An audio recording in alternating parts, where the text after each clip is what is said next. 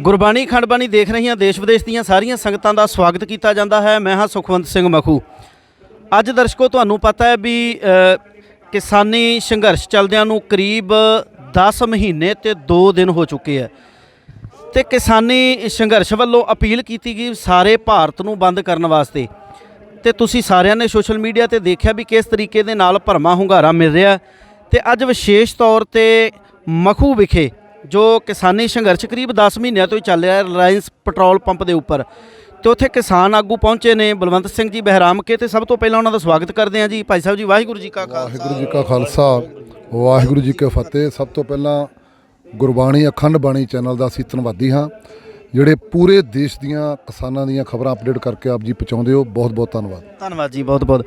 ਬਹਿਰਾਮ ਕੇ ਜੀ, ਤੁਸੀਂ ਇੱਕ ਗੱਲ ਕਹੀ ਹੈ ਸਟੇਜ ਦੇ ਉੱਪਰੋਂ ਵੀ ਆਉਣ ਵਾਲੇ ਸਮੇਂ ਦੇ ਅੰਦਰ ਸਾਨੂੰ ਜੋ ਕੁਝ ਦਿਸ ਰਿਹਾ ਵੀ ਕਰੀਬ 1 ਮਹੀਨੇ ਦੇ ਵਿੱਚ ਮਸਲਾ ਹੱਲ ਹੋ ਸਕਦਾ ਹੈ। ਉਹ ਕਿਸ ਬਿਹੇਵ ਤੇ ਕਹੀ ਹੈ ਵੀ ਆਪਾਂ ਨੂੰ ਲੱਗਦਾ ਵੀ ਜਿਸ ਤਰੀਕੇ ਦੇ ਨਾਲ ਤੁਸੀਂ ਮੀਟਿੰਗਾਂ ਤੁਹਾਡੀਆਂ ਤੋਮਰ ਜੀ ਦੇ ਨਾਲ ਚੱਲੀਆਂ ਔਰ ਬੀਜੇਪੀ ਦੇ ਅਨੇਕਾਂ ਐਸੇ ਭਾਜਪਾ ਦੇ ਲੀਡਰ ਨੇ ਜਿਨ੍ਹਾਂ ਦੇ ਨਾਲ ਤੁਸੀਂ ਸੰਪਰਕ 'ਚ ਰਹੇ ਹੋ, ਕਿਸ ਬਿਹੇਵ ਨੂੰ ਮੁੱਖ ਰੱਖਦੇ ਹੋਏ ਤੁਸੀਂ ਇਹ ਗੱਲ? ਦੇਖੋ, ਜਦੋਂ ਬਾਰਿਸ਼ ਪੈਣੀ ਹੋਵੇ ਜੀ ਤੇ ਸਿਆਣੇ ਬੱਦਲਾਂ ਦਾ ਅਨੁਮਾਨ ਤੋਂ ਪਤਾ ਲਾ ਲੈਂਦੇ ਨੇ ਵੀ ਬਾਰਿਸ਼ ਪੈ ਜਾਣੀ। ਇਸ ਤਰੀਕੇ ਦੇ ਨਾਲ ਅਸੀਂ ਸਦਾ ਉੱਥੇ ਬਾਰਡਰਾਂ ਉੱਪਰ ਰਹਿ ਕੇ ਜੋ ਕੁਛ ਆਪਣੇ ਅੱਖੀਂ ਦੇਖਿਆ ਜੋ ਹੋ ਰਿਹਾ ਵੀ ਕਿਸਾਨ ਅੰਦੋਲਨ ਇਸ ਟਾਈਮ ਪੂਰੇ ਸਿਖਰਾਂ ਤੇ ਆ, ਪੀਕ ਤੇ ਆ। ਕਿਸਾਨ ਅੰਦੋਲਨ ਜਿੱਤਣ ਦੇ ਵਿੱਚ ਤਕਰੀਬਨ 1 ਮਹੀਨੇ ਵਿੱਚ ਫਤਿਹ ਹੋ ਜਾਣਾ ਮੋਰਚਾ।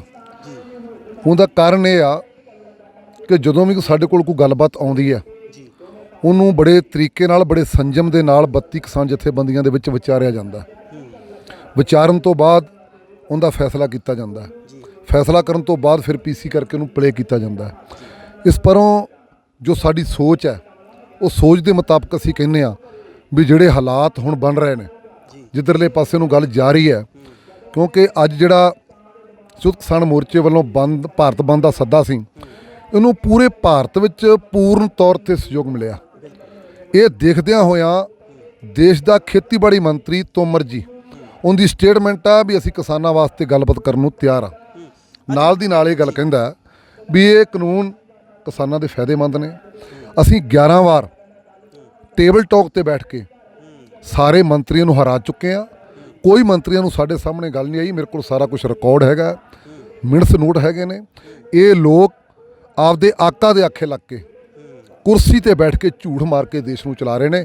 ਸੱਚ ਬੋਲ ਕੇ ਚਲਾਉਣ ਤੇ ਇਹ ਕਾਨੂੰਨ ਕਦੇ ਵਾਸਤੇ ਵੀ ਕਿਸਾਨਾਂ ਤੇ ਲਾਗੂ ਨਹੀਂ ਹੋਣਗੇ। ਬਿਲਕੁਲ। ਜਿਸ ਤਰੀਕੇ ਦੇ ਨਾਲ ਤੁਸੀਂ ਅਪੀਲ ਕੀਤੀ ਸੀ ਭਾਰਤ ਬੰਦ ਦੀ, ਬਹੁਤ ਵੱਡਾ ਹੁੰਗਾਰਾ ਮਿਲਿਆ। ਸਾਰਾ ਭਾਰਤ ਕਰੀਬ ਦੇ ਕਰੀਬ ਅਸੀਂ ਦੇਖ ਰਹੇ ਹਾਂ ਵੀ ਬੰਦ ਹੈ। ਤੇ ਅੱਜ ਮੋਦੀ ਨੂੰ ਕੀ ਲੋੜ ਪੈ ਗਈ, ਉਹ ਵੀ ਲਾਈਵ ਹੋਇਆ। ਦੇਖੋ, ਮੋਦੀ ਨੂੰ ਮੈਂ ਪਹਿਲਾਂ ਬੇਨਤੀ ਕਰ ਚੁੱਕਾ ਵੀ ਲਾਈਵ ਹੋਣਾ ਪਏਗਾ। ਆਖਰ ਸਰਕਾਰ ਨੂੰ ਇੱਕ ਦਿਨ ਝੁਕਣਾ ਪਏਗਾ ਕਿਸਾਨ ਦੀ ਤਾਕਤ ਦੇ ਅੱਗੇ। ਇਹ ਉਹ ਦੇਸ਼ ਦਾ ਅੰਨਦਾਤਾ ਹੈ। ਜਿਵੇਂ ਕਿਸੇ ਨੇ ਖਾਣ ਪਾਇਆ, ਨਹੀਂ ਉਹ ਪੈਂਦੇ ਦਰਿਆਵਾਂ ਨੂੰ ਬੰਨ੍ਹ ਹੀ ਰਹੇ ਤੇ ਨਹੀਂ ਉਹ ਲੋਕਾਂ ਦੀ ਬੰਦ ਜ਼ੁਬਾਨ ਹੁੰਦੀ। ਜਦੋਂ ਲੋਕ ਲਹਿਰ ਦਾ ਹੜ੍ਹ ਆਉਂਦਾ ਉਹਦੇ ਅੱਗੇ ਸਭ ਕੁਝ ਰੁੜ ਜਾਂਦਾ। ਮੋਦੀ ਨੇ ਤਾਂ ਬੋਲਣਾ ਪਿਆ ਵੀ ਜਦੋਂ ਉਹ ਅਮਰੀਕਾ ਵਿੱਚ ਗਿਆ, ਅਮਰੀਕਾ ਦੇ ਵਿੱਚ NRI ਕਿਸਾਨ ਭਰਾ ਸਾਡੇ ਬੈਠੇ ਹੋਏ ਨੇ। ਅਸੀਂ ਆਗੂਆਂ ਨੇ ਇੱਕ ਸਟੇਟਮੈਂਟ ਦਿੱਤੀ, ਉਸੇ ਸਟੇਟਮੈਂਟ 'ਤੇ ਉਸੇ ਵੇਲੇ ਅਸਰ ਹੋਇਆ ਔਰ ਇਸ ਚੀਜ਼ ਦਾ ਬੜਾ ਵੱਡਾ ਵਿਰੋਧ ਕੀਤਾ ਗਿਆ। ਮੋਦੀ ਉੱਥੋਂ ਬੈਕ ਆਇਆ। ਆਉਂਦਿਆਂ ਸਣ ਉਹਨੇ ਚਲੋ ਕੁਛ ਨਾ ਕੁਛ ਤਾਂ ਬੋਲੇ ਹੀ ਹੈ ਨਾ। ਅਸੀਂ ਇਹ ਗੱਲ ਕਹਾਂਗੇ ਵੀ ਦੇਸ਼ ਦਾ ਪ੍ਰਧਾਨ ਮੰਤਰੀ ਇੱਕ ਦੇਸ਼ ਦਾ ਰਾਜਾ ਚਿਹਰਾ ਹੁੰਦਾ, ਪਰ ਦੇਸ਼ ਦਾ ਰਾਜਾ ਚਿਹਰਾ ਬਣ ਕੇ ਔਰ ਕਿਸਾਨਾਂ ਨੂੰ ਤੇ ਜਵਾਨਾਂ ਨੂੰ ਔਰ ਸਾਰੀ ਦੇਸ਼ ਦੀ ਇਕੋਨਮੀ ਨੂੰ ਲੁੱਟਣਾ ਚਾਹੁੰਦਾ, ਫਿਰ ਕਿਸੇ ਵੀ ਕੀਮਤ ਦੇ ਉੱਪਰ ਲੋਕ ਬਰਦਾਸ਼ਤ ਨਹੀਂ ਕਰਨਗੇ। ਆਉਣ ਵਾਲੇ ਸਮੇਂ ਦੇ ਵਿੱਚ ਇਸ ਮੋਦੀ ਨੂੰ ਹਾਰ ਦਾ ਮੂੰਹ ਦੇਖਣਾ ਹੀ ਪਏਗਾ। ਬੱਕਰੇ ਦੀ ਮਾਂ ਕਿੰਨਾ ਕੁ ਚਿਰ ਖੈਰ ਬਣਾਏਗੀ? ਆਖਰ ਤਾਂ ਸਿਰ ਦੇਣਾ ਹੀ ਪੈਣਾ। ਇਹ ਕਾਨੂੰਨ ਰੱਦ ਹੋਏ ਤੋਂ ਬਿਨਾਂ ਕੋਈ ਗੁਜ਼ਾਰਾ ਨਹੀਂ। ਅਸੀਂ ਉਹਨਾਂ ਬਾਰਡਰਾਂ ਤੋਂ ਉਹਨਾਂ ਚਿਰ 1 ਇੰਚ ਵੀ ਪਿੱਛੇ ਨਹੀਂ ਹਟਾਂਗੇ ਜਿੰਨਾ ਚਿਰ ਕਾਨੂੰਨ ਇਹ ਰੱਦ ਨਹੀਂ ਹੁੰਦਾ। ਜਿਸ ਤਰੀਕੇ ਨਾਲ ਉਹ ਵੀ ਅੜੇ ਹੋਏ ਆ ਵੀ ਤੁਸੀਂ ਸਧਾਈ ਕਰਾ ਲਓ ਇਹਨਾਂ ਕਾਨੂੰਨਾਂ ਦੇ ਵਿੱਚ, ਅਸੀਂ ਸਧਾਈ ਕਰਨ ਵਾਸਤੇ ਤਿਆਰ ਹਾਂ, ਪਰ ਇਸ ਕਾਨੂੰਨਾਂ ਨੂੰ ਅਸੀਂ ਰੱਦ ਨਹੀਂ ਕਰਦੇ। ਤੁਸੀਂ ਕਹਿ ਰਹੇ ਹੋ ਵੀ ਇਹ ਰੱਦ ਕਰਾਉਣਾ ਹੈ, ਵੀ ਕੁੰਡੀ ਇਸ ਤਰੀਕੇ ਦੀ ਫਸੀ ਹੋਈ ਹੈ ਵੀ ਜਿਹੜੀ ਨਿਕਲ ਨਹੀਂ ਰਹੀ। ਹੁਣ ਇਹ ਨਿਕਲ ਕਿਸ ਤਰੀਕੇ ਦੇ ਨਾਲ ਸਦਾਈ ਦਾ ਮੌਕਾ 2 ਮਹੀਨੇ ਪਹਿਲਾਂ ਪੰਜਾਬ ਦੇ ਵਿੱਚ ਅੰਦੋਲਨ ਚੱਲਿਆ ਸੀ ਜੀ 2020 'ਚ। ਉਦੋਂ ਸਦਾਈ ਦਾ ਮੌਕਾ ਸੀ, ਪਰ ਸਦਾਈ ਦਾ ਮੌਕਾ ਜਦੋਂ ਸ਼ੰਭੂ ਨੂੰ ਕ੍ਰਾਸ ਕਰ ਗਏ ਲੰਘ ਚੁੱਕਾ ਸੀ। ਅਸੀਂ ਇਹ ਗੱਲ ਕਹੀ ਸੀ ਵੀ 26-27 ਨਵੰਬਰ ਨੂੰ ਚਲੋ ਦਿੱਲੀ ਚੱਲੀਏ। ਇਹ ਮੋਦੀ ਨੂੰ ਅਜੇ ਫਿਲਮ ਦਿਖਾਈ ਜਾ ਰਹੀ ਹੈ, ਟ੍ਰੇਲਰ ਉੱਥੇ ਜਾ ਕੇ ਦਿਖਾਵਾਂਗੇ। ਨਾ ਜੇ ਟ੍ਰੇਲਰ ਅਜੇ ਫਿਲਮ ਉੱਥੇ ਦਿਖਾਵਾਂਗੇ, ਪਰ ਮੇਰੇ ਕਹਿਣ ਤੋਂ ਪਾਵੇ ਆ ਵੀ ਮੋਦੀ ਅਜੇ ਵੀ ਹੈਂਕੜਬਾਜ਼ ਰਵੱਈਆ ਛੱਡ ਦੇਵੇ ਔਰ ਸਹੀ ਸਮੇਂ ਤੇ ਆ ਜਾਵੇ, ਕਿਸਾਨਾਂ ਦੇ ਕਾਨੂੰਨ ਰੱਦ ਕਰ ਦੇਵੇ। ਇਹਦੇ ਵਿੱਚ ਮੋਦੀ ਦਾ ਵੀ ਭਲਾ ਹੈ, ਇਹਦੇ ਵਿੱਚ ਕਿਸਾਨਾਂ ਦੇ ਵੀ ਭਲਾ ਹੈ। ਜੇਕਰ ਕਾਨੂੰਨ ਨਾ ਰੱਦ ਕੀਤੇ ਤੇ ਅਜੇ ਪਰਸੋਂ ਹੀ ਤੁਹਾਡੇ ਸਾਹਮਣੇ ਸੰਤ ਸਮਾਜ ਸਾਰਾ ਪਹੁੰਚਿਆ। ਉਹ ਮੱਠਾਂ ਦੇ ਪੁਜਾਰੀ, ਮੰਦਰਾਂ ਦੇ ਪੁਜਾਰੀ ਔਰ ਪੂਰਾ ਸੰਤ ਸਮਾਜ ਮੋਦੀ ਦੇ ਬਰੂਹਾਂ ਤੇ ਖੜਾ ਕਰ ਦੇਣਗੇ ਸਾਰੇ ਸੰਤ ਸਮਾਜ, ਜਿੰਨਾ ਚਿਰ ਕਾਨੂੰਨ ਰੱਦ ਨਹੀਂ ਹੁੰਦੇ। ਬਿਲਕੁਲ ਗੱਲ ਤੁਹਾਡੀ ਦਰੁਸਤ ਹੈ, ਪਰ ਜਿਸ ਤਰੀਕੇ ਦੇ ਨਾਲ ਅਸੀਂ ਦੇਖ ਰਹੇ ਹਾਂ ਵੀ ਆਉਣ ਵਾਲੇ ਸਮੇਂ ਦੇ ਅੰਦਰ 2022 ਦੇ ਇਲੈਕਸ਼ਨ ਆ ਰਹੇ ਨੇ, ਸਾਡੇ ਕਿਸਾਨ ਤਾਂ ਉਹੀ ਹੈ ਨਾ ਜਿਹੜੇ ਦਿੱਲੀ ਪਹੁੰਚੇ ਸਨ। ਉਹੀ ਕਿਸਾਨ ਦੁਬਾਰਾ ਤੋਂ ਫਿਰ ਰਾਜਨੀਤਿਕ ਪਾਰਟੀਆਂ ਦਾ ਵੀ ਝੰਡਾ ਚੁੱਕੀ ਫਿਰਦੇ ਆ, ਨਾਲ ਨਾਲ ਦਾਅਵਾ ਵੀ ਕਰਦੇ ਵੀ ਅਸੀਂ ਕਿਸਾਨੀ ਸੰਘਰਸ਼ ਨੂੰ ਜਿੱਤਣਾ ਹੈ। ਪਰ ਜਿਸ ਤਰੀਕੇ ਦੇ ਨਾਲ ਤੁਹਾਡੇ ਵੱਲੋਂ ਅਪੀਲ ਕੀਤੀ ਗਈ ਵੀ ਕਾਂਗਰਸ, ਅਕਾਲੀ ਦਲ, ਸਾਰੀਆਂ ਪਾਰਟੀਆਂ ਧਿਰਾਂ ਇਕੱਠੀਆਂ ਹੋਣ, ਜਿਹਦੇ ਵਿੱਚੋਂ ਕਾਂਗਰਸ ਨੇ ਵੀ ਕਹਿਤਾ ਵੀ ਅਸੀਂ ਸੀਨੀਅਰ ਲੀਡਰਸ਼ਿਪ ਨਾਲ ਗੱਲ ਕਰਾਂਗੇ, ਅਕਾਲੀ ਦਲ ਦੇ ਨੇਤਾਵਾਂ ਨੇ ਵੀ ਕਹਿ ਦਿੱਤਾ, ਬਾਕੀ ਪਾਰਟੀਆਂ ਤੁਹਾਡੇ ਪੱਖ ਦੇ ਵਿੱਚ ਸਨ। ਪਰ ਉਹਨਾਂ ਦਾ ਕੀ ਕਰੀਏ ਜਿਹੜੇ ਕਿਸਾਨ ਝੰਡਾ ਚੁੱਕ ਕੇ ਅੱਜ ਵੀ ਇਹਨਾਂ ਪਾਰਟੀਆਂ ਦੇ ਨਾਲ ਤੁਰੇ ਨੇ? ਦੇਖੋ, ਅਸੀਂ ਇਹ ਗੱਲ ਕਹਿਣੀ ਚਾਹਾਂਗੇ, 1 ਸਾਲ ਹੋ ਗਿਆ ਅੰਦੋਲਨ ਚੱਲਦਿਆਂ ਨੂੰ, ਅਜੇ ਤੱਕ ਵੀ ਜੇ ਸਾਡੇ ਕਿਸਾਨਾਂ ਨੂੰ ਆਪਣੀ ਹੱਕਾਂ ਦੀ ਪਛਾਣ ਨਹੀਂ ਆਈ, ਆਪਣੀ ਸੋਚ ਨੂੰ, ਦਾਇਰੇ ਨੂੰ ਵੱਡਾ ਨਹੀਂ ਕੀਤਾ, ਤਾਂ ਮੈਂ ਸਿਰਫ ਸਮਝਣਾ ਵੀ ਉਹ ਕਿਸਾਨ ਕਿਸ ਤਰ੍ਹਾਂ ਹੋ ਸਕਦੇ ਨੇ। ਉਹਨਾਂ ਦਾ ਇੱਕ ਬਿਲਕੁਲ ਕ੍ਰਾਈਟੇਰੀਆ ਹੋਣਾ ਚਾਹੀਦਾ ਹੈ ਵੀ ਅਸੀਂ ਆਪਣੇ ਮਸਲਿਆਂ ਵਾਸਤੇ ਬੈਠੇ ਹਾਂ। ਅਸੀਂ ਅੱਜ ਵੀ ਤੁਹਾਡੇ ਮਾਧਿਅਮ ਰਾਹੀਂ ਕਹਿੰਦੇ ਹਾਂ, ਜਿੰਨਾ ਚਿਰ ਕਿਸਾਨ ਅੰਦੋਲਨ ਚੱਲ ਰਿਹਾ ਉਹਨਾਂ ਚਿਰ ਸਾਨੂੰ ਕਿਸੇ ਹੋਰ ਸਿਆਸੀ ਪਾਰਟੀ ਦਾ ਨਾਮ ਨਹੀਂ ਲੈਣਾ ਚਾਹੀਦਾ। ਸਾਨੂੰ ਕੇਵਲ ਤੇ ਕੇਵਲ ਕਿਸਾਨ ਦੀ ਗੱਲ ਕਰਨੀ ਚਾਹੀਦੀ ਹੈ। ਕਿਸਾਨ ਜਿੱਤੇਗਾ ਤੇ ਪੂਰਾ ਆਵਾਮ ਜਿੱਤੇਗਾ, ਪੂਰਾ ਦੇਸ਼ ਜਿੱਤੇਗਾ। ਬਹਿਰਾਮ ਕੇ ਜੀ, ਲੋਕਾਂ ਦਾ ਇਹ ਵੀ, ਕਿਸਾਨਾਂ ਦਾ ਇਹ ਵੀ ਕਹਿਣਾ ਹੈ ਵੀ ਹੁਣ ਅਸੀਂ ਮਜਬੂਰੀ ਹੈ ਸਾਡੀ, ਅਸੀਂ ਕਿਸੇ ਨਾ ਕਿਸੇ ਵੀ ਤਾਂ ਪਾਸੇ ਜਾਣਾ ਹੈ। ਪਰ ਕਿਸਾਨੀ ਅੰਦੋਲਨ ਦੇ ਜਿਹੜੇ ਮੇਨ ਮੋਢੀ ਨੇ, ਸਾਡੇ ਜਥੇਬੰਦੀਆਂ ਦੇ ਆਗੂ ਨੇ, ਉਹਨਾਂ ਨੂੰ ਚਾਹੀਦਾ ਹੈ ਵੀ ਇਹ ਕਿਸਾਨੀ ਸੰਘਰਸ਼ ਦੇ ਵਿੱਚ ਕਿਤੇ ਨਾ ਕਿਤੇ ਅਪੀਲ ਕਰਨ, ਕਿਤੇ ਨਾ ਕਿਤੇ ਐਸਾ ਏਜੰਡਾ ਰਾਜਨੀਤਿਕ ਤੌਰ ਤੇ ਵੀ ਉਲੀਕਣ। ਨਹੀਂ ਜੀ, ਦੇਖੋ ਭਾਈ ਸਾਹਿਬ, ਜੇ ਅੱਜ ਅਸੀਂ ਰਾਜਨੀਤਿਕ ਏਜੰਡਾ ਉਲੀਕਦੇ ਹਾਂ, ਫਿਰ ਜਿਹੜਾ ਮੋਰਚਾ ਸਾਡਾ ਕਿਸਾਨ ਅੰਦੋਲਨ ਹੈ ਬਿਲਕੁਲ ਖਿੰਡ ਜਾਵੇਗਾ, ਤਾਰਪੀੜ ਹੋ ਜਾਵੇਗਾ। ਇਸ ਮੋਰਚੇ ਨੂੰ ਬਿਲਕੁਲ ਉਸੇ ਤਰ੍ਹਾਂ ਵਜਨਦਾਰ ਰੱਖਣ ਵਾਸਤੇ ਇਹ 32 ਕਿਸਾਨ ਜਥੇਬੰਦੀਆਂ ਦੀ ਸੋਚ, ਉਹਨਾਂ ਦੀ ਸਮਝ, ਉਹਦੇ ਮੁਤਾਬਕ ਇਹ ਮੋਰਚਾ ਚੱਲਦਾ। ਜਿੰਨਾ ਚਿਰ ਮੋਰਚਾ ਜਿੱਤਿਆ ਨਹੀਂ ਜਾਂਦਾ ਉਹਨਾਂ ਚਿਰ ਇਲੈਕਸ਼ਨ ਵਾਸਤੇ ਸੋਚਿਆ ਵੀ ਨਹੀਂ ਜਾ ਸਕਦਾ। ਜਿਸ ਤਰੀਕੇ ਦੇ ਨਾਲ ਬੀਜੇਪੀ ਵੀ ਕਹਿੰਦੀ ਹੈ, ਕਹਿੰਦੇ ਵੀ ਇਹ ਨਕਲੀ ਕਿਸਾਨ, ਪਰ ਜਿਸ ਤਰੀਕੇ ਦੇ ਨਾਲ ਅੱਜ ਭਾਰਤ ਦੇਖ ਲਿਆ ਵੀ ਸਾਰਾ ਹੀ ਬੰਦ ਪਿਆ, ਸਾਰੇ ਬਾਜ਼ਾਰ ਪਏ ਨੇ, ਨਿੱਕੇ ਨਿੱਕੇ ਜਿਹੜੇ ਚਾਹਾਂ ਦੇ ਖੋਖੇ ਬਹਿਰਾਮ ਕੇ ਜੀ ਉਹ ਵੀ ਬੰਦ ਕਰ ਦਿੱਤੇ ਹੈ, ਕਿਉਂਕਿ ਹਮਦਰਦੀ ਹੈ ਇਹਨਾਂ ਦੇ ਨਾਲ।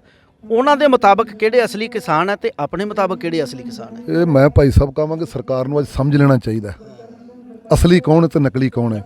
ਇਹਨਾਂ ਨੇ ਸਾਨੂੰ ਅੱਤਵਾਦੀ ਕਿਹਾ, ਮਾਓਵਾਦੀ ਕਿਹਾ, ਨਕਸਲਵਾਦੀ ਕਿਹਾ, ਹੋਰ ਬਹੁਤ ਤਾਕਤਾਂ ਦੇ ਨਾਲ ਜੋੜਿਆ, ਪਰ ਅਸੀਂ ਉਸ ਸਮੇਂ ਵੀ ਕਿਹਾ ਸੀ ਅਸੀਂ ਕਿਸਾਨ ਦੇ ਪੁੱਤਾਂ ਪਰ ਅੱਤਵਾਦੀ ਨਹੀਂ, ਅਸੀਂ ਅਨਾਜ ਪੈਦਾ ਕਰਨ ਵਾਲੇ ਲੋਕਾਂ ਪਰ ਅੱਤਵਾਦੀ ਨਹੀਂ।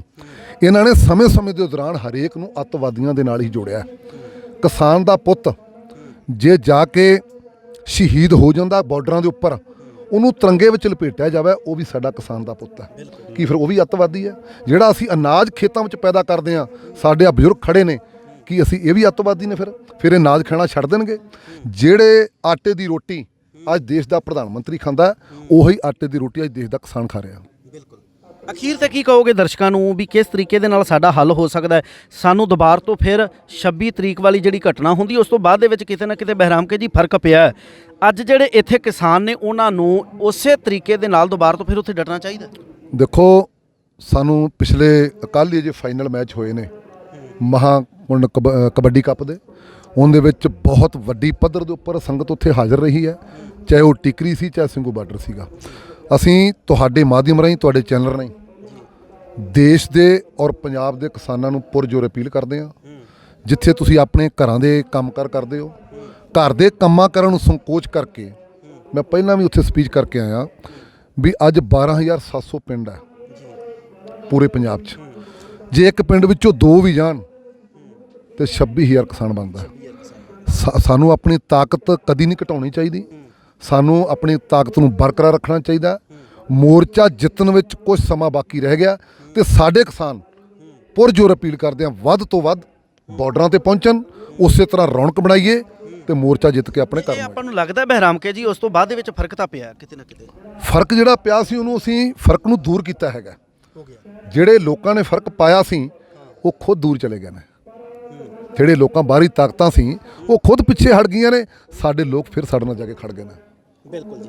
ਅਖੀਰ ਤੇ ਇੱਕ ਮੈਂ ਹੋਰ ਬੇਨਤੀ ਕਰਾਂਗਾ, ਜਿਸ ਤਰੀਕੇ ਦੇ ਨਾਲ ਸਾਡੇ ਨੌਜਵਾਨ ਦੀਪ ਸਿੱਧੂ ਹੋ ਗਿਆ, ਲੱਖਾ ਸਿਧਾਣਾ ਹੋ ਗਿਆ, ਰੁਲਦੂ ਸਿੰਘ ਮਾਨਸਾ ਦਾ ਵੀ ਬਿਆਨ ਸੀ ਵੀ ਇਹਨਾਂ ਨੂੰ ਅਸੀਂ ਇਕੱਠਿਆਂ ਨਹੀਂ ਹੋਣ ਦੇਣਾ, ਵੀ ਇਹਨਾਂ ਨੂੰ ਪਾੜ ਕੇ ਰੱਖਾਂਗੇ। ਜੇ ਇਹ ਇਕੱਠੇ ਚੱਲਦੇ ਆ ਤੇ ਕਿਤੇ ਨਾ ਕਿਤੇ ਸਾਡੇ ਵਿੱਚ ਵੀ ਫਸਦੇ ਆ। ਤੇ ਇਹ ਵੀ ਅਪੀਲ ਕਰੋਗੇ ਤੁਸੀਂ ਵੀ ਉਹ ਨੌਜਵਾਨ ਸਾਡੇ ਜਿਹੜੇ ਪੰਜਾਬ ਦੇ ਨੇ ਆਗੂ ਨੇ, ਦੀਪ ਸਿੱਧੂ, ਲੱਖੇ ਸਿਧਾਣੇ ਵਰਗੇ, ਵੀ ਇਹ ਰਲ ਕੇ ਚੱਲਣ ਤੇ ਇਹਨਾਂ ਦੇ ਨਾਲ ਬਹੁਤ ਵੱਡੀ ਤਮਾਮ ਜਿਹੜਾ ਨੌਜਵਾਨ ਜੁੜਿਆ ਹੋਇਆ। ਜੇ ਇਹ ਦਿੱਲੀ ਤੁਰ ਪੈਣ ਉਧਰਲੇ ਪਾਸੇ ਨੂੰ ਤੇ ਉਸ ਤਰੀਕੇ ਦੀਆਂ ਵਹੀਰਾਂ ਘੱਤ ਕੇ ਨੌਜਵਾਨ ਫਿਰ ਜਾ ਸਕਦੇ ਆ ਜਿਸ ਤਰੀਕੇ ਦੇ ਨਾਲ 26 ਤਰੀਕ ਨੂੰ ਗਏ ਸੀ। ਦੇਖੋ, ਅਸੀਂ ਤਾਂ ਪੂਰੇ ਸਮਾਜ ਦੇ ਲੋਕਾਂ ਨੂੰ ਕਹਿੰਦੇ ਆ ਔਰ ਪੰਥ ਦਰਦੀਆਂ ਨੂੰ ਕਹਿੰਦੇ ਆ ਔਰ ਜਿਹੜੇ ਸਮਾਜ ਸੇਵੀ ਨੌਜਵਾਨ ਵੀਰ ਨੇ ਉਹਨਾਂ ਨੂੰ ਵੀ ਬੇਨਤੀ ਕਰਾਂਗੇ ਵੀ ਇਸ ਮੋਰਚੇ ਵਿੱਚ ਆਓ। ਪਰ ਪਿੱਛੇ ਜੋ ਦੀਪ ਸਿੱਧੂ ਨੇ ਬਿਆਨ ਦਿੱਤਾ ਵੀ ਜੇ ਕੋਈ ਕਿਸਾਨ ਹਾਰਟ ਅਟੈਕ ਨਾਲ ਮੌਤ ਹੋ ਜਾਂਦੀ ਹੈ, ਬਿਮਾਰ ਹੋ ਕੇ ਮਰ ਜਾਂਦਾ, ਉਹਨੂੰ ਸ਼ਹੀਦ ਕਹੀ ਜਾਂਦੇ ਨੇ। ਇੱਦਾਂ ਦੇ ਬਿਆਨ ਦੇਣੇ ਮੈਂ ਸਮਝਣਾ ਵੀ ਕਿਤੇ ਨਾ ਕਿਤੇ ਇਹ ਜ਼ਾਹਰ ਕਰਦੇ ਨੇ ਵੀ ਇਹੋ ਜਿਹੇ ਨੌਜਵਾਨ ਕਿਤੇ ਹੋਰ ਪਾਸੇ ਜੁੜ ਕੇ ਕਿਸਾਨ ਅੰਦੋਲਨ ਦਾ ਨੁਕਸਾਨ ਕਰ ਰਹੇ ਨੇ। ਅੱਛਾ, ਉਹ ਸਪੋਰਟ ਤਾਂ ਕਰ ਰਿਹਾ, ਕਹਿੰਦੇ ਵੀ ਅਸੀਂ ਦਿੱਲੀ ਸਪੋਰਟ ਕਰਦੇ ਹਾਂ। ਸਪੋਰਟ ਕਰਦੇ ਹੋਣ ਤੇ ਕਦੀ ਇਸ ਤਰ੍ਹਾਂ ਦਾ ਬਿਹੇਵ ਨਾ ਕਰਨ ਜੋ ਕੁਝ ਪਿੱਛੇ ਦੀਪ ਸਿੱਧੂ ਨੇ ਕੀਤਾ। ਤੁਹਾਡੇ ਕੋਲ ਆਉਂਦੇ ਹਿੱਕ ਨਾਲ ਆਉਂਦੇ ਹੋ?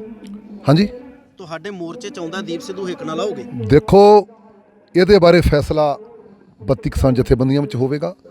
ਲੱਖੇ ਬਾਰੇ 32 ਕਿਸਾਨ ਜਥੇਬੰਦੀਆਂ ਵਿੱਚ ਫੈਸਲਾ ਹੋ ਚੁੱਕਾ। ਉਹ ਪਿੱਛੇ ਸਟੇਜ ਤੇ ਬੋਲ ਕੇ ਵੀ ਆਇਆ। ਪਰ ਇੱਕ ਗੱਲ ਮੈਂ ਕਹਾਂਗਾ, ਸਟੇਜ ਦੇ ਉੱਪਰ ਔਰ ਅੰਦੋਲਨ 'ਚ ਗੈਬੀ ਸ਼ਕਤੀ ਹੈ, ਪ੍ਰਮਾਤਮਾ ਦਾ ਹੱਥ ਹੈ। ਜਿਨ੍ਹਾਂ ਲੋਕਾਂ ਨੇ ਵੀ, ਭਾਵੇਂ ਮੈਂ ਵੀ ਕਿਉਂ ਨਾ ਹੋਵਾਂ, ਇਸ ਮੋਰਚੇ ਦੇ ਪ੍ਰਤੀ ਗਲਤ ਨਿਗਾਹ ਨਾਲ ਦੇਖਿਆ, ਉਹ ਆਪੇ ਹੀ ਭਾਈ ਸਾਹਿਬ ਬੈਕਫੁੱਟ ਤੇ ਚਲੇ ਗਏ ਨੇ। ਉਹਨਾਂ ਨੂੰ ਸਾਨੂੰ ਕਹਿਣ ਦੀ ਲੋੜ ਨਹੀਂ ਪਈ। ਅਸੀਂ ਤਾਂ ਕਹਿੰਦੇ ਅੱਜ ਮੁਹਿੰਮ ਬਣੀ ਹੈ ਕਿਸਾਨ ਤੇ, ਸਾਨੂੰ ਤਾਂ ਗਲੀਏ ਦੇ ਕੱਖਾਂ ਦੀ ਵੀ ਲੋੜ ਹੈ। ਇਨਸਾਨ ਤਾਂ ਬੜੀ ਦੂਰ ਦੀ ਗੱਲ ਆ। ਇਹ ਸਾਰੇ ਇਕੱਤਰ ਹੋ ਕੇ ਇੱਕ ਪਲੇਟਫਾਰਮ ਤੇ ਮੰਚ ਤੇ ਇਕੱਠੇ ਹੋਈਏ। ਜਦ ਮੋਰਚਾ ਬਚਾ ਲਿਆ, ਮੋਰਚਾ ਜਿੱਤ ਲਿਆ, ਤੇ ਸਮਝ ਲਓ ਦੁਨੀਆ ਦਾ ਇਤਿਹਾਸ ਗਵਾਹ, ਅਸੀਂ ਸਾਰੇ ਹੀ ਜਿੱਤ ਜਾਵਾਂਗੇ। ਧੰਨਵਾਦ ਜੀ। ਸਾਡੇ ਨਾਲ ਫਰਮਾਨ ਸਿੰਘ ਸੰਧੂ ਨੇ, ਇਹ ਵੀ ਪਿੰਡ ਜਾ ਕੇ ਔਰ ਮਹੱਲੇ ਵਿੱਚ ਜਾ ਕੇ ਕਿਸਾਨੀ ਅੰਦੋਲਨ ਦੇ ਪ੍ਰਤੀ ਜਾਗਰੂਕ ਕਰ ਰਹੇ ਨੇ। ਹਰ ਇੱਕ ਕਿਸਾਨ ਨੂੰ ਦਰਸ਼ਕੋ ਪਿੰਡਾਂ ਵਿੱਚੋਂ ਉਠਾ ਕੇ ਕਹਿ ਰਹੇ ਨੇ ਵੀ ਉੱਠੋ, ਦਿੱਲੀ ਜਿਹੜਾ ਕਿਸਾਨ ਅੰਦੋਲਨ ਚੱਲ ਰਿਹਾ ਹੈ ਉੱਥੇ ਜਾ ਕੇ ਆਪਾਂ ਪਹੁੰਚੀਏ ਤੇ ਉੱਥੇ ਜਾ ਕੇ ਉਹਨਾਂ ਦੇ ਹੱਕ ਦੇ ਵਿੱਚ ਖੜੀਏ। ਕਿਸ ਤਰ੍ਹਾਂ ਮਹਿਸੂਸ ਹੁੰਦਾ ਫਰਮਾਨ ਜੀ ਜਦੋਂ ਪਿੰਡ ਤੁਸੀਂ ਮਹੱਲੇ ਜਾ ਕੇ ਉਹਨਾਂ ਨੂੰ ਇਕੱਤਰਤਾ ਕਰਦੇ ਹੋ? ਦੇਖੋ, ਸੰਯੁਕਤ ਮੋਰਚੇ ਦੀ ਕਾਲ ਤੇ ਅਸੀਂ ਲੋਕਾਂ ਨੂੰ ਜਾਗਰੂਕ ਕਰਨ ਲਈ ਪਿੰਡ ਜਾ ਕੇ, ਘਰ ਜਾ ਕੇ ਲੋਕਾਂ ਨੂੰ ਸੁਨੇਹਾ ਲਾਉਣੇ ਆ ਕਿ ਤੁਸੀਂ ਉਸ ਸੰਯੁਕਤ ਮੋਰਚੇ ਦਾ ਹਿੱਸਾ ਬਣੋ ਔਰ ਆਪਣੇ ਹੱਕਾਂ ਦੀ ਰਾਖੀ ਆਪ ਕਰੋ। ਜੇ ਤੁਸੀਂ ਜਾਗਰੂਕ ਹੋਵੋਗੇ ਤੇ ਆਪਣੇ ਹੱਕ ਲਵੋਗੇ, ਕਿਉਂਕਿ ਢੀਠ ਸਰਕਾਰਾਂ ਜਿਹੜੀਆਂ ਨੇ ਉਹ ਆਪਣੇ ਅੜੀਅਲ ਵਤੀਰੇ ਤੇ ਬੈਠੇ ਹੋਏ ਨੇ। ਆਪਾਂ ਤਕੜੇ ਹੋ ਕੇ ਹੰਭਲਾ ਮਾਰਾਂਗੇ, ਲੋਕਾਂ ਦਾ ਸਾਥ ਲਾਂਗੇ ਤਾਂ ਆਪਾਂ ਇਹ ਮੋਰਚਾ ਜਿੱਤਾਂਗੇ। ਬਿਲਕੁਲ, ਤੁਹਾਡੇ ਨਾਲ ਨੌਜਵਾਨੀ ਕਾਫੀ ਜੁੜ ਰਹੀ ਹੈ। ਜਿਸ ਤਰੀਕੇ ਦੇ ਨਾਲ ਅਸੀਂ ਦੇਖ ਰਹੇ ਹਾਂ ਤੁਹਾਨੂੰ ਸੋਸ਼ਲ ਮੀਡੀਆ ਦੇ ਉੱਪਰ ਸਹਿਯੋਗ ਬਹੁਮਤ ਵਿੱਚ ਮਿਲ ਰਿਹਾ। ਕਾਫੀ ਨੌਜਵਾਨਾਂ ਦਾ ਸਹਿਯੋਗ ਹੈ ਸਾਨੂੰ। ਲੋਕ ਜਾਗਰੂਕ ਹੋ ਗਏ ਨੇ। ਹੁਣ ਕਿਸਾਨ ਇਹ ਚਾਹੁੰਦਾ ਹੈ ਕਿ ਅਸੀਂ ਸੰਯੁਕਤ ਮੋਰਚੇ ਨਾਲ ਜੁੜ ਕੇ ਆਪਣਾ ਅੰਦੋਲਨ ਜਿੱਤੀਏ ਤੇ ਆਪਣੇ ਖੁਸ਼ੀ ਘਰਾਂ ਨੂੰ ਆਈਏ। ਦਿਲ ਦੀਆਂ ਗਹਿਰਾਈਆਂ ਤੁਹਾਡਾ ਸਵਾਗਤ ਹੈ ਬਹਿਰਾਮਕੇ ਜੀ, ਸਰਦਾਰ ਬਲਵੰਤ ਸਿੰਘ ਜੀ, ਸਰਦਾਰ ਫਰਮਾਨ ਸਿੰਘ ਜੀ। ਦਰਸ਼ਕੋ, ਬਹੁਤ ਵਧੀਆ ਇਹਨਾਂ ਨੇ ਗੱਲਾਂ ਕਹੀਆਂ ਨੇ ਵੀ ਕਿਸਾਨੀ ਅੰਦੋਲਨ ਬਿਲਕੁਲ ਪੀਕ ਤੇ ਹੈ। ਜੇ ਅਸੀਂ ਇਸੇ ਤਰੀਕੇ ਦੇ ਨਾਲ ਜੋਸ਼ ਦੇ ਵਿੱਚ ਰਹੇ, ਹੋਸ਼ ਦੇ ਵਿੱਚ ਰਹੇ, ਤੇ ਉਹ ਦਿਨ ਕੋਈ ਦੂਰ ਨਹੀਂ ਹੈ ਜਿਸ ਦਿਨ ਅਸੀਂ ਇਹ ਕਿਸਾਨੀ ਅੰਦੋਲਨ ਨੂੰ ਜਿੱਤ ਕੇ ਵਾਪਸ ਘਰਾਂ ਨੂੰ ਪਰਤਾਂਗੇ। ਪਰ ਜਿਹੜੇ ਮਾੜੀ ਮਨਸ਼ਾ ਦੇ ਨਾਲ ਵਿੱਚ ਇਸ ਅੰਦੋਲਨ ਦੇ ਵੜ ਚੁੱਕੇ ਸਨ, ਜਿਨ੍ਹਾਂ ਨੇ ਬਦਨਾਮੀ ਕਰਨੀ ਚਾਹੀ, ਜਿਨ੍ਹਾਂ ਨੇ ਇਸ ਅੰਦੋਲਨ ਨੂੰ ਫੇਲ ਕਰਨਾ ਚਾਹਿਆ, ਤੇ ਬਹਿਰਾਮਕੇ ਜੀ ਦਾ ਕਹਿਣਾ ਸੀ ਵੀ ਉਹ ਦੂਰ ਹੋ ਚੁੱਕੇ ਹੈ। ਤੇ ਅਸੀਂ ਮੀਡੀਆ ਦੇ ਜ਼ਰੀਏ ਉਹਨਾਂ ਸਰਕਾਰਾਂ ਨੂੰ ਅਪੀਲ ਕਰਦੇ ਹਾਂ ਵੀ ਇਹਦੇ ਸਿੱਟੇ ਜਿਹੜੇ ਆ ਸਾਰੇ ਦੇਸ਼ ਨੂੰ ਭੁਗਤਣੇ ਪੈ ਸਕਦੇ ਆ ਜਿਸ ਵਤੀਰੇ ਦੇ ਨਾਲ ਤੁਸੀਂ ਚੱਲ ਰਹੇ ਹੋ। ਡੈਮੋਕ੍ਰੇਸੀ ਦੀ ਗੱਲ ਕਰੀਏ, ਡੈਮੋਕ੍ਰੇਸੀ ਕਿੱਥੇ ਹੈ? ਅੱਜ ਖਤਮ ਹੋ ਚੁੱਕੀ ਹੈ। ਜੇ ਮੋਦੀ ਸਾਹਿਬ ਅਸੀਂ ਦੇਖੀਏ, ਡਿਕਟੇਟਰਸ਼ਿਪ ਉਹੀ ਆ ਗਈ ਹੈ, ਰਾਜਿਆਂ ਵਾਲਾ ਰਾਜ ਉਹੀ ਦੁਬਾਰਾ ਫਿਰ ਸਾਨੂੰ ਤੁਹਾਡੇ ਵਿੱਚੋਂ ਦਿਸ ਰਿਹਾ ਵੀ ਜਿਸ ਤਰੀਕੇ ਦੇ ਨਾਲ ਤੁਸੀਂ ਪ੍ਰਜਾ ਦੀ ਗੱਲ ਮੰਨਣ ਨੂੰ ਤਿਆਰ ਹੀ ਨਹੀਂ ਹੋ। ਸਿਰਫ ਇਹੀ ਕਹਿ ਦੇਣਾ ਵੀ ਜਿਹੜਾ ਕੰਮ ਅਸੀਂ ਕਰ ਦਿੱਤਾ ਉਹੀ ਠੀਕ ਹੈ। ਤੁਸੀਂ ਇਕੱਲੇ ਸਿਆਣੇ ਹੋ ਗਿਆ ਤੇ ਬਾਕੀ ਸਾਰੀ ਪ੍ਰਜਾ, ਬਾਕੀ ਸਾਰੇ ਕਿਸਾਨ ਉਹ ਕਮਲੇ ਹੈ, ਉਹਨਾਂ ਨੂੰ ਗਿਆਨ ਨਹੀਂ ਹੈ। ਜੇ ਕਿਸੇ ਨੇ ਰੋਟੀ ਨਹੀਂ ਖਾਣੀ ਤੇ ਧੱਕੇ ਦੇ ਨਾਲ ਉਹਦੇ ਮੂੰਹ ਵਿੱਚ ਬੁਰਕੀਆਂ ਤੁੰਨਦੇ ਹੋ। ਇਸ ਵਾਸਤੇ ਜੇ ਕਾਨੂੰਨ ਜਿਹੜੇ ਤੁਸੀਂ ਬਣਾਏ ਹੈ, 3 ਕਾਨੂੰਨ, ਜੇ ਉਹਨਾਂ ਨੂੰ ਨਹੀਂ ਮਾਫਕ ਤੇ ਫਿਰ ਧੱਕੇ ਨਾਲ ਕਿਉਂ ਥੋਪਦੇ ਹੋ? ਇਸ ਵਾਸਤੇ ਕਿਸਾਨਾਂ ਦੀ ਵੀ ਇਹ ਅਪੀਲ ਹੈ ਵੀ ਅਸੀਂ ਬੈਠੇ ਹਾਂ, 700 ਤੋਂ ਵੱਧ ਜਵਾਨ ਜਿਹੜੇ ਆ ਸ਼ਹੀਦ ਹੋ ਚੁੱਕੇ ਹੈ। ਪਰ ਇੱਥੋਂ ਇਸੇ ਤਰ੍ਹਾਂ ਹੀ ਜਿਹੜੇ ਕਿਸਾਨਾਂ ਦੀਆਂ ਅਰਥੀਆਂ ਨੇ ਚੁਕਿੰਦੀਆਂ ਰਹਿਣਗੀਆਂ ਜਿੰਨਾ ਚਿਰ ਤੱਕ ਤੁਸੀਂ ਇਸ ਕਾਨੂੰਨਾਂ ਨੂੰ ਰੱਦ ਨਹੀਂ ਕਰਦੇ। ਆਪਣਾ ਆਪਾ ਕੁਰਬਾਨ ਕਰਕੇ ਹੀ ਕਿਸਾਨ ਅੱਜ ਦਿੱਲੀ ਦੀਆਂ ਬਰੂਹਾਂ ਤੇ ਬੈਠੇ ਹੋਏ ਆ। ਇਸ ਵਾਸਤੇ ਤੁਸੀਂ ਜਾਗੋ, ਇਸ ਕਾਨੂੰਨ ਨੂੰ ਰੱਦ ਕਰਨ ਵਾਸਤੇ ਆਪਣੀ ਜਿਹੜੀ ਵੀ ਤੁਹਾਡੀ ਸਭਾ ਹੈ ਉਹਨੂੰ ਬਿਠਾਓ, ਕੁਝ ਸੋਚੋ। ਤੁਸੀਂ ਪਰਜਾ ਦੇ ਰਖਵਾਲੇ ਹੋ, ਜੇ ਪਰਜਾ ਨੂੰ ਬਾੜ ਖਾਣ ਲੱਗ ਪਏ ਤੇ ਫਿਰ ਪਰਜਾ ਦਾ ਕੁਝ ਵੀ ਹੋ ਨਹੀਂ ਸਕਦਾ। ਇਸ ਵਾਸਤੇ ਜਿਹੜੀ ਵਾੜ ਕੀਤੀ ਜਾਂਦੀ ਹੈ ਉਹ ਰਖਵਾਲੀ ਵਾਸਤੇ ਕੀਤੀ ਜਾਂਦੀ ਹੈ। ਤੁਸੀਂ ਰਾਜੇ ਹੋ ਰਖਵਾਲੀ ਕਰਨ ਵਾਸਤੇ, ਵਾੜ ਹੋ ਪਰਜਾ ਦੀ, ਪਰ ਤੁਸੀਂ ਹੁਣ ਵਾੜ ਹੀ ਖੇਤ ਨੂੰ ਖਾਣ ਲੱਗ ਪਏ ਤੇ ਉੱਥੇ ਕੋਈ ਮਸਲਾ ਹੱਲ ਹੁੰਦਾ ਨਹੀਂ ਹੈ। ਇਸ ਵਾਸਤੇ ਅਪੀਲ ਕਰਦੇ ਹਾਂ ਵੀ ਤੁਸੀਂ ਇਸ ਕਾਨੂੰਨਾਂ ਨੂੰ ਆਪਣੇ ਤਰੀਕੇ ਦੇ ਨਾਲ ਖਤਮ ਕਰਨਾ ਚਾਹੋ, ਰੱਦ ਕਰਨਾ ਚਾਹੋ, ਇਹ ਸਾਡੇ ਵੱਲੋਂ ਅਪੀਲ ਹੈ। ਕਿਸੇ ਨਵੇਂ ਮੁੱਦੇ ਤੇ ਦੁਬਾਰਾ ਤੋਂ ਫਿਰ ਤੁਹਾਡੀ ਸੇਵਾ ਵਿੱਚ ਹਾਜ਼ਰ ਹੁੰਦੇ ਹਾਂ। ਹੁਣ ਤਦ ਤੱਕ ਲਈ ਦਿਓ ਇਜਾਜ਼ਤ। ਵਾਹਿਗੁਰੂ ਜੀ ਕਾ ਖਾਲਸਾ, ਵਾਹਿਗੁਰੂ ਜੀ ਕੀ ਫਤਿਹ।